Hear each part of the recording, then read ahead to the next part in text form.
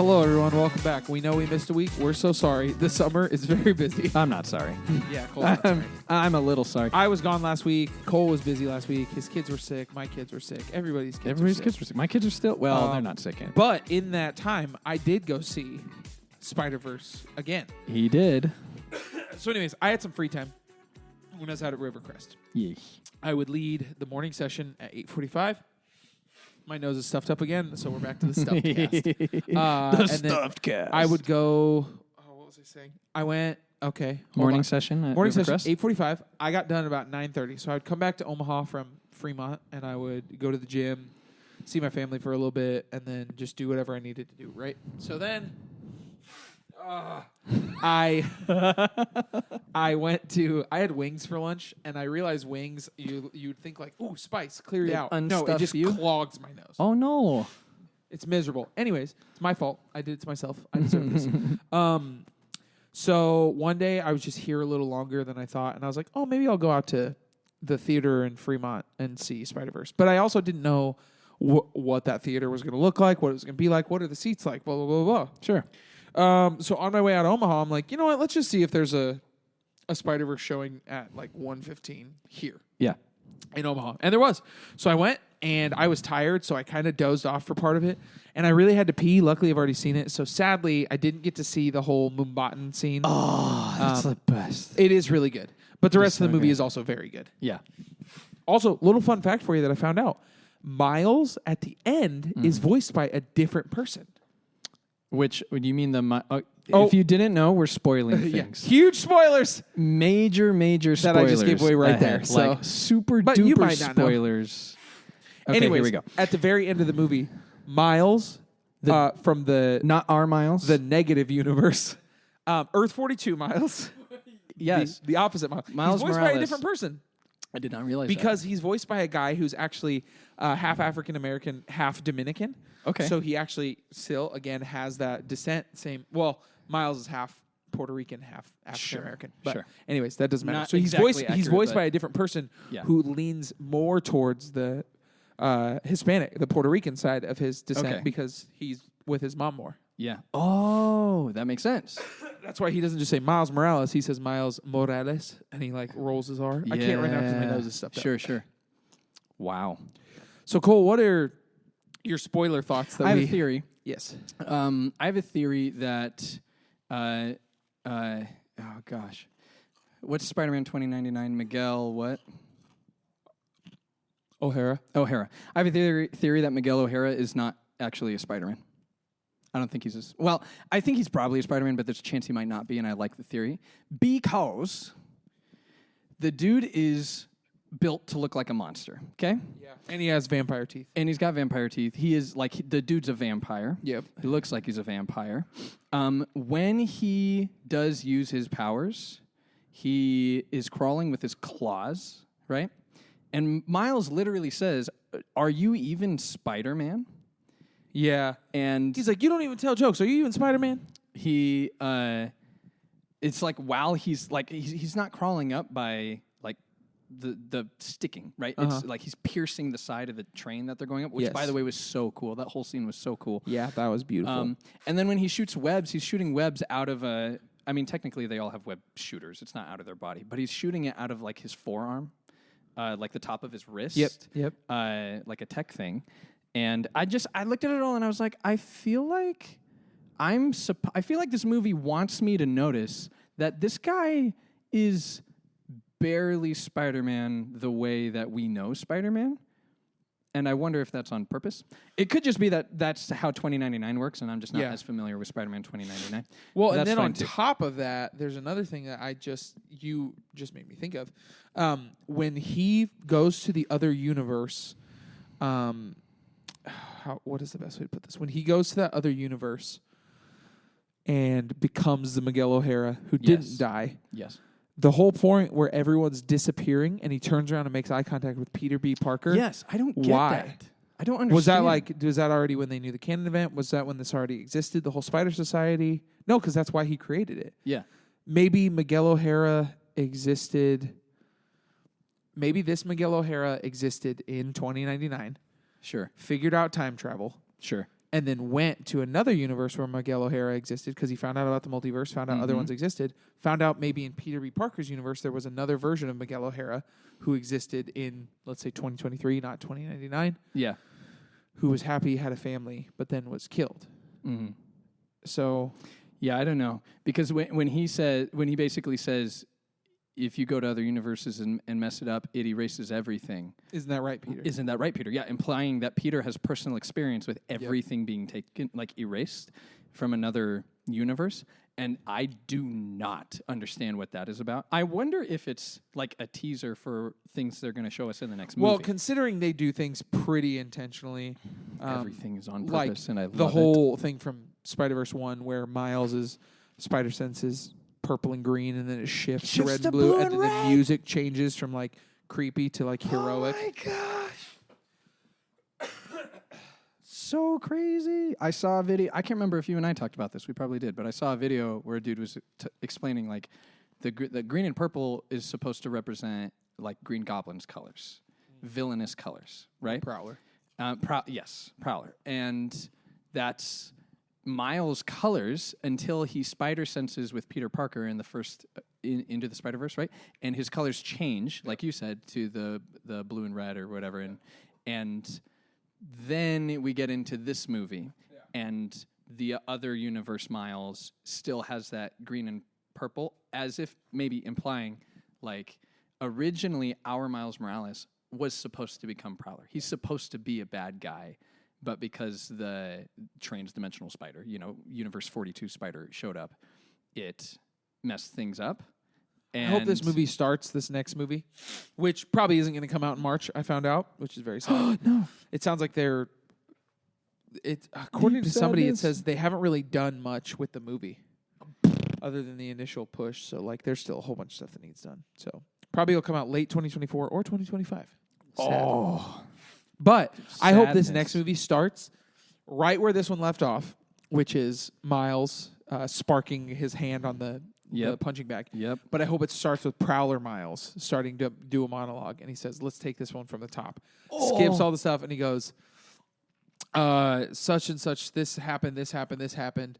And ever since that point, ever since my dad died, I've been New York City's Prowler. Yeah. Or something like that. Yeah. Like, he does the whole superhero intro, but it's all the dark Miles. Villain. So we find out how his dad died, who killed his dad, what's the Sinister Six cartel. And maybe Miles is like a bad guy, but he's trying to be like the best bad guy. Sure.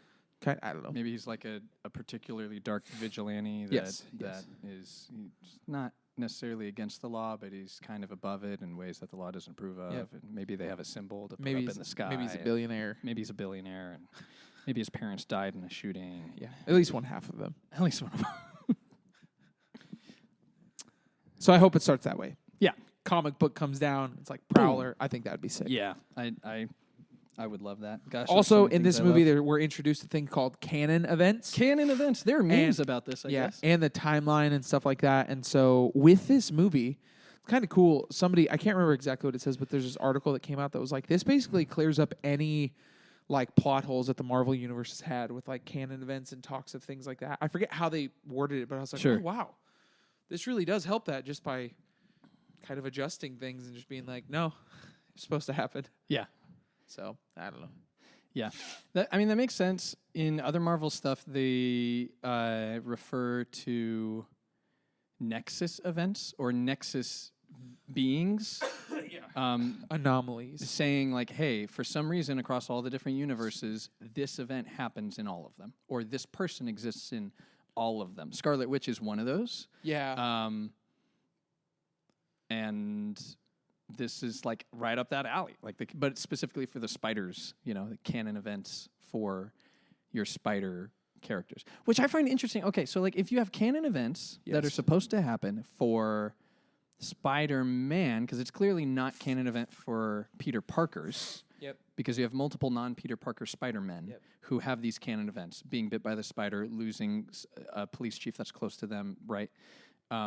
Miles Morales, then, like, is the canon event determined by the spider bite? Because our Miles shouldn't technically have those canon events in his life because he wasn't supposed to be bit by the spider. Yeah. But now he does? So I wonder if they have to shift like the timeline kind of and the canon events. Sure. Or it's just like if you become Spider-Man, this will happen.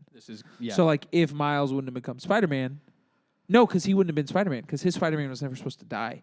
He only died because he got distracted by Miles. Yeah. Let me see if this video clears up my thought. Hold on.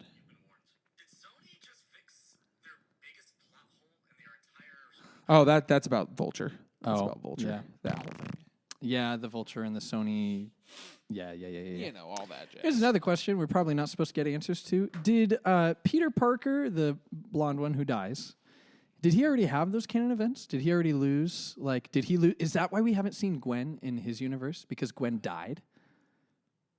And did Captain Stacy or whoever police chief already die in that universe? Yeah, and that's my other question. Does Gwen Stacy always die? Like, is there a Gwen Stacy in every universe, and does she always die?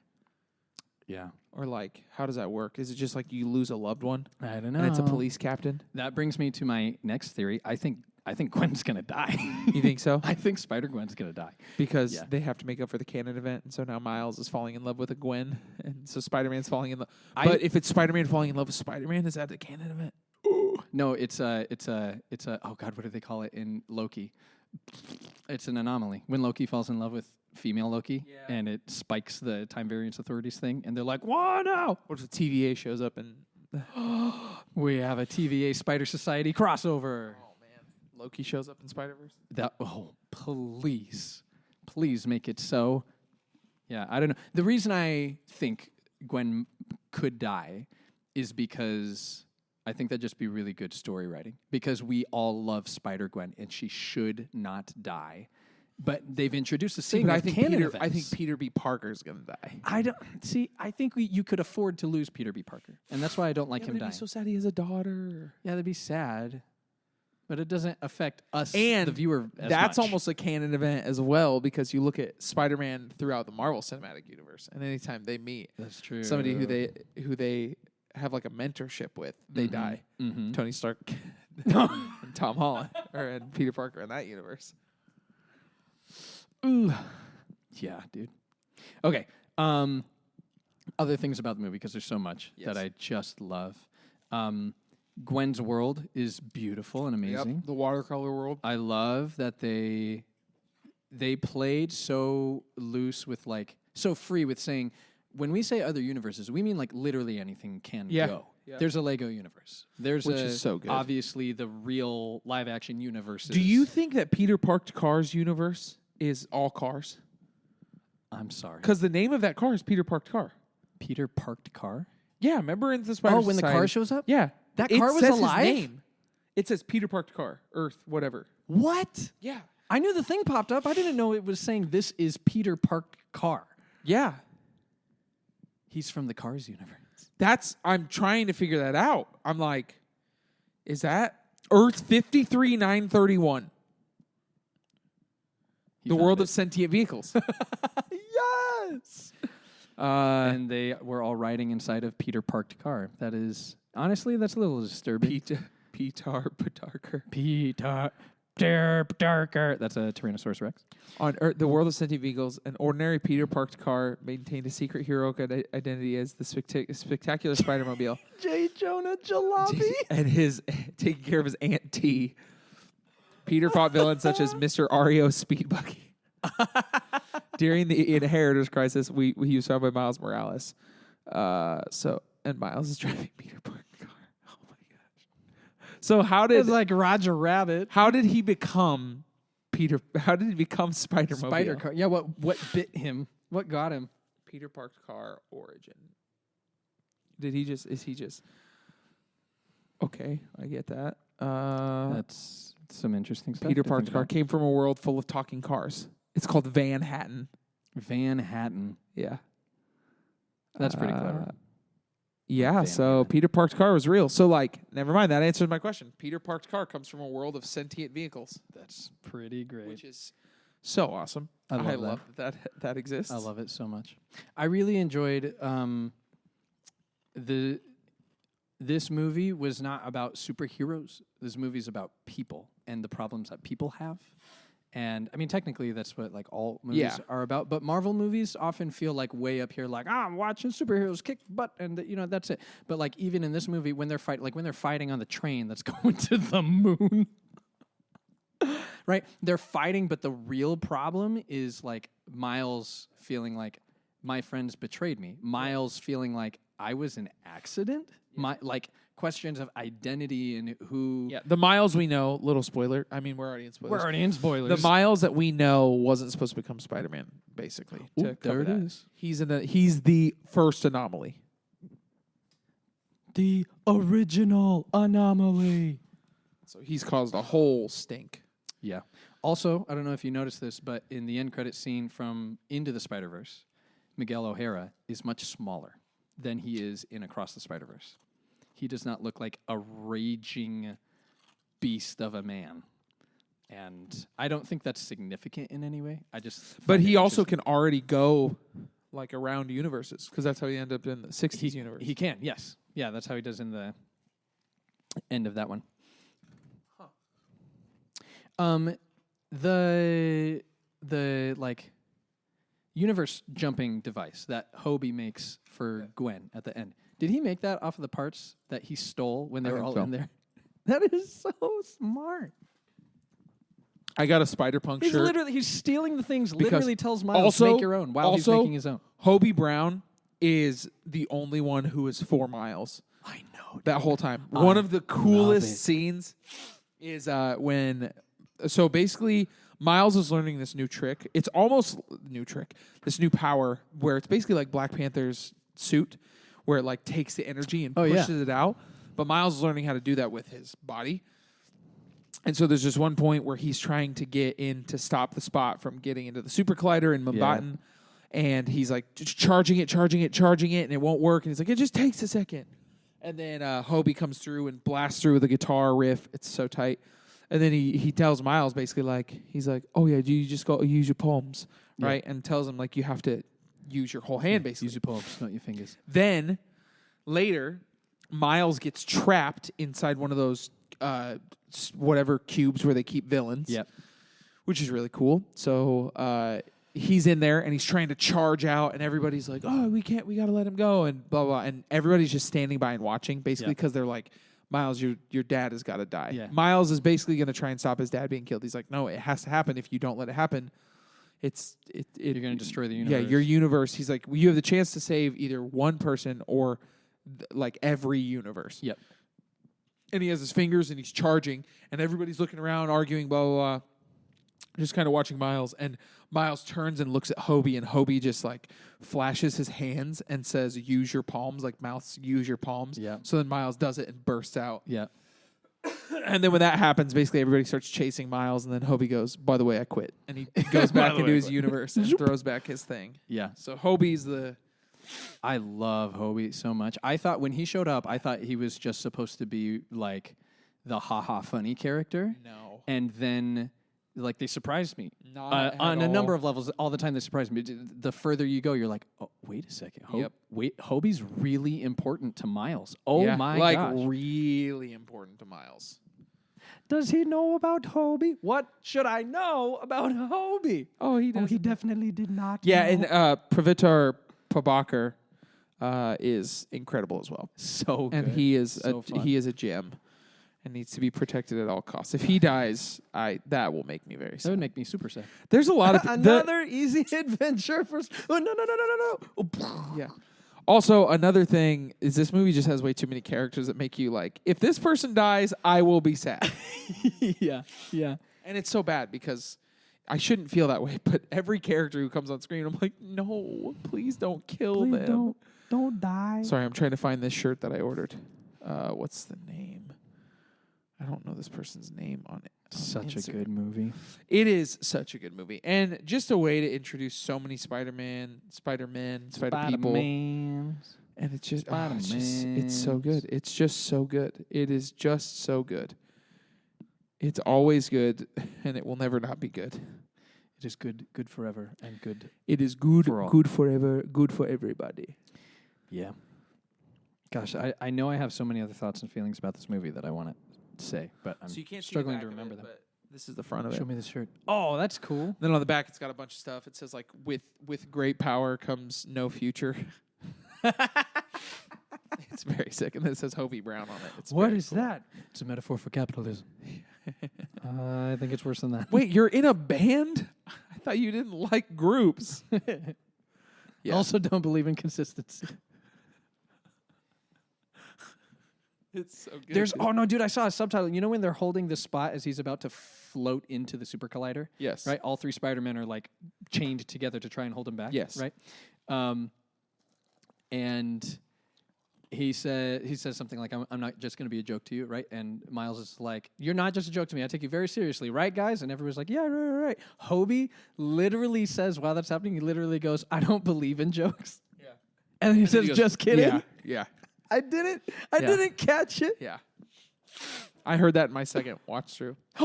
Did you know there are different versions of the movie? Yeah, 2 different versions. Just little subtle changes. Yes.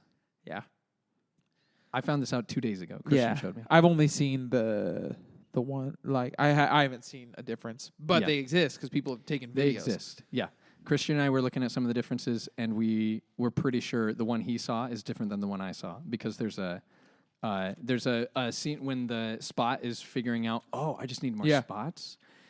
He has a line that's slightly different. The one I watched ends with him saying, if I do this, this and this might happen, and that would be bad, right? But there's a different version where he says, I think he just says, oh well.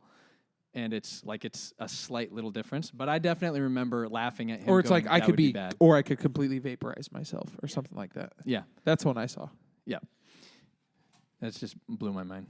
There are 2 different versions. And this movie just has pulled so many things over our head, and it keeps doing it. It's just supposedly Goku from Dragon Ball Z shows up in it. No. Yes.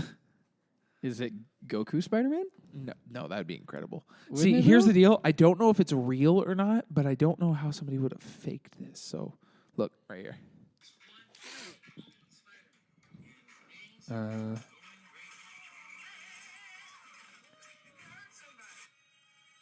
I did not notice anything video.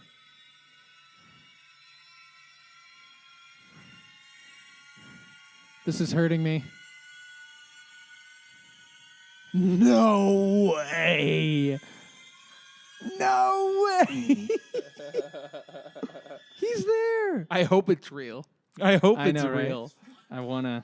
I don't know how somebody would have faked that, but I want that to be real. I so think you could paint that in badly. if you know how. Yeah, exactly. Easily, That's the thing I worry about, but I want it to be real so badly. Man. In non-Spider-Man related news, there's a new Instagram page that I love more than anything. It's called Youth Group Chronicles. They have a podcast. Oh, I think I've heard some of these. They're atrocious. There are some that if you ever think you have a bad day in youth ministry, Cole, listen to this podcast and it can always get worse. So there's one specifically, and I will keep this as PG as possible. They told it on a Christian podcast. It's fine. I'll still keep it PG. Are we a Christian podcast?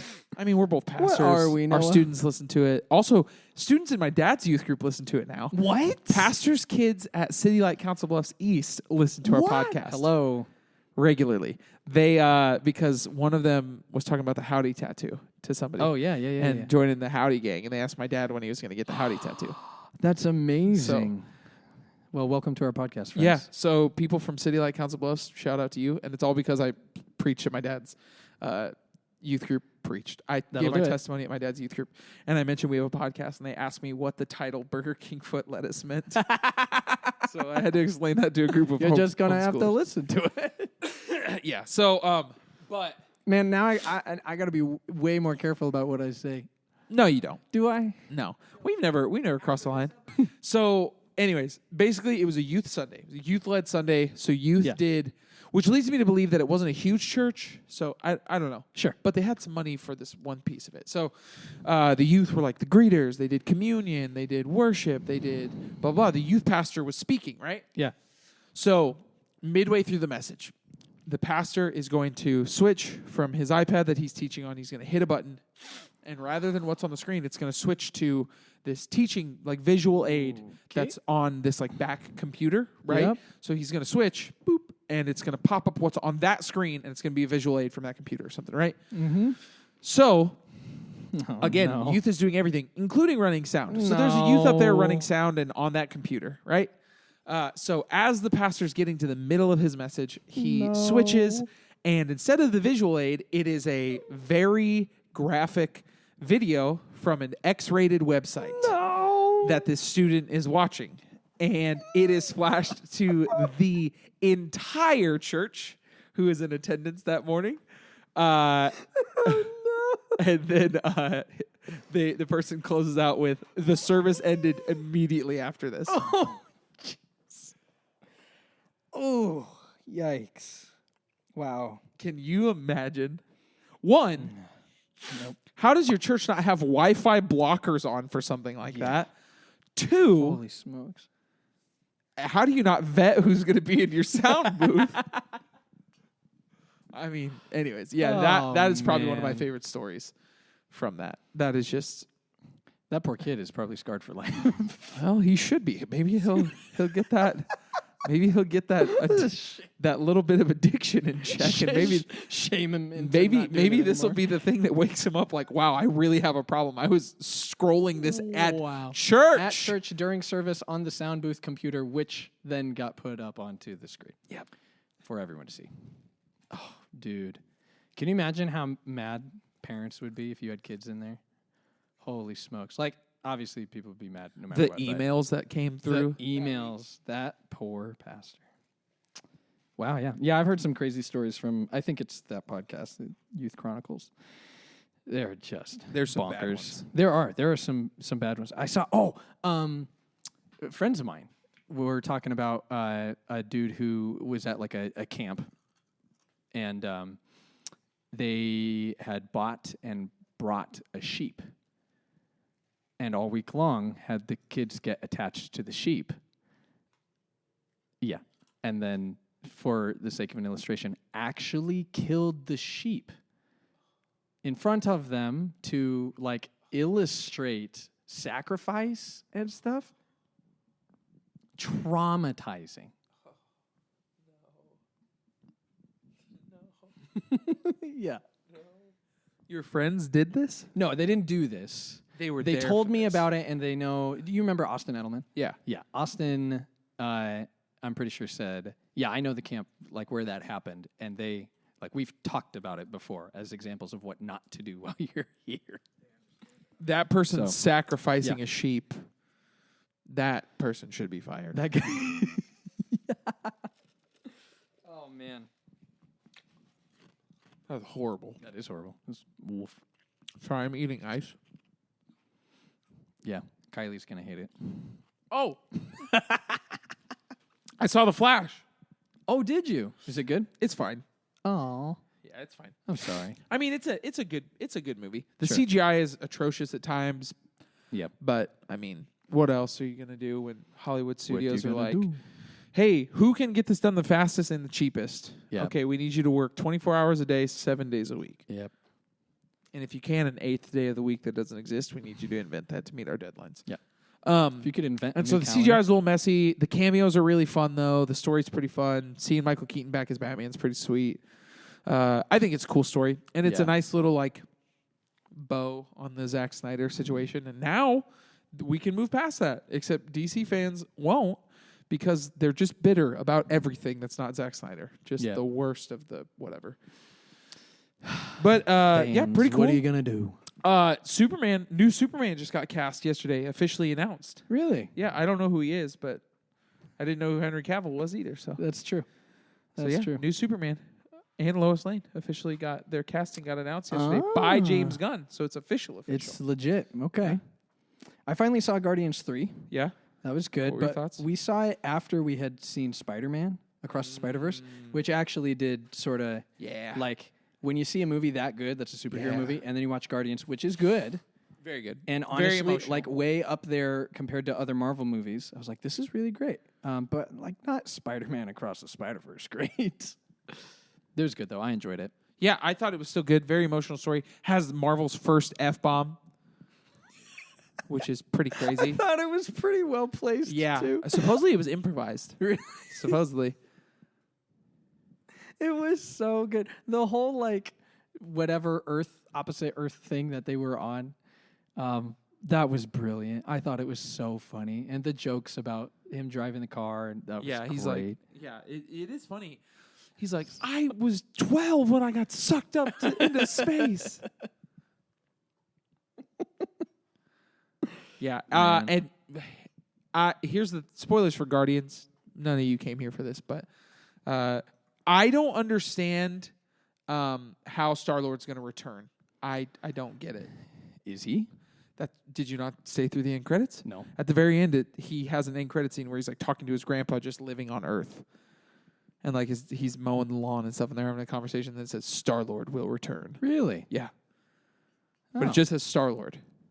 So it doesn't say the Guardians. It says Star-Lord will Star-Lord, something Star-Lord will return. Well, I mean, he is on Earth, which is where most of the stories happen. So, yeah, makes sense. Will he be an Avenger now? Because he wasn't technically ever an Avenger. Yeah. I have no idea, truthfully. I don't know. But he's also said, I don't want to do it unless James Gunn's a part of it. So, I don't know. We'll see. I watched the first episode of Secret Invasion. How was it? Actually good. I like it a lot. Really? Kylie said, I don't want to watch this. This is too intense for me. Oh. Which is usually a sign for me that I need to watch it. Because it's the kind of stuff that I really enjoy. So, I like it. It's just the first episode, so we'll see. But, yeah. So, between Guardians... The second episode came out today. Or tomorrow. I got to watch it. Yeah, those two things, Guardians and Secret Invasion, have me going, okay, yeah, I think maybe I'll get excited for some Marvel stuff. Yeah. We'll see. It's good. Well, on that note, Cole, I have to go trade places with my wife to watch my kids while she goes to work. Yes. Also, guys, just so you are aware, Cole and I may take just a slight little break recording podcasts for a little bit. Mm-hmm. But that is just because Cole has summer camp coming up. I go on sabbatical next week. Yep. And so I won't be around the church. That's not to say Cole and I, like, back into the month can't record something. But if an episode doesn't come up, that is why. So if this ends up being a little break, don't worry. It won't be months like our last one. Yeah. But it might be just a little break. But that's okay. Distance makes the heart grow fonder. That's right. If we don't record over your whole entire sabbatical, I'll release something. Yeah, Cole. Probably who knows? just a weather Maybe update, Cole will. Maybe Cole will make a. Who knows? Maybe he'll make a recording with just Christian, and it'll be the Cole and Noah Friends podcast featuring it's Christian and Cole are friends, Cole and Noah are friends. Brothers-in-laws minus Noah. Oh yeah. But that's it. So don't worry about it. It's not going to be anything. It's not going to be anything bad. Don't worry about it'll it. just be a temporary whatever. Well, before you go, do you have any recommendations? Oh, for I've us? got recommendations. Don't you worry. Got the Rex. First off, song recommendation. Go listen to See You Later by the band Camino. It's so very good. Yep. So very good. Such a fun listen. So good. Go listen to that. And then my other recommendation for something for your eyes, go buy tickets to see the band Camino when they're in town October 4th at the Steel House. I already have tickets, so what can I say? We cannot be that cool.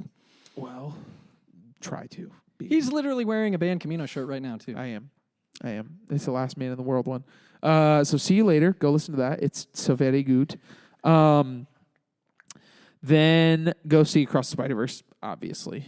And watch the Batman, obviously. And then, you know what? Little curveball for you for an actual movie recommendation. Go watch the Super Mario Bros. Movie, because it's pretty good. Yeah, it's fun. It's pretty good. It's an enjoyable little watch. And then food. Go to the Candy Island Target, and with the gummy candy, there's a little things called berry clouds. Go to the Candy Island Target. And they're good. Well, I guess you can get it at Walgreens too, but specifically Walgreens or Target. I don't know about anywhere else. Wow. There are these candies called berry clouds. They're very good. They're like, do you remember strawberry puffs? They're the same people who made like Peachios, but they're little puffy things. They're like strawberry, pink on top, white on the bottom. Yeah. It's like those, but berry clouds. Okay. And they're very good. Oh, that's terrible. So go do that. And also, don't get a cold. I wouldn't recommend that. That's my anti-recommendation. Nope. Yeah, don't get a cold. Don't get a cold. Something for your eyes. If you enjoy Minecraft, go watch the the Manhunt videos by Dream because they're fascinating. YouTube recently started re-recommending those for me, and I'm like, I still love these, so they're fun. If you have ears, then you should listen to... I don't know. I recommended Foo Fighters last time. They're pretty much all I'm listening to, though. Gosh, it's good. So, I don't know. I recommend Again, But Here We Are by Foo Fighters. That's the name of the album, but also that song is great. And something to eat.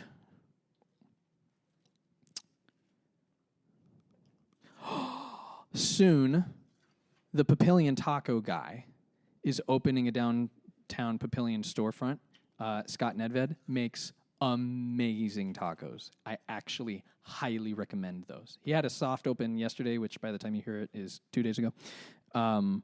And he'll be wholly opening his store, I think in September. No, sometime soon. And they're great. So if you get a chance, if you ever see his taco truck or taco cart that says the Papillion Taco Guy, and it looks like there's a character from King of the Hill on the thing, that's him. Buy his tacos. They're so good. Buy those tacos. And, that's it. That's a wrap. See you guys later. Goodbye. See you at home, Spider-Man. Oh.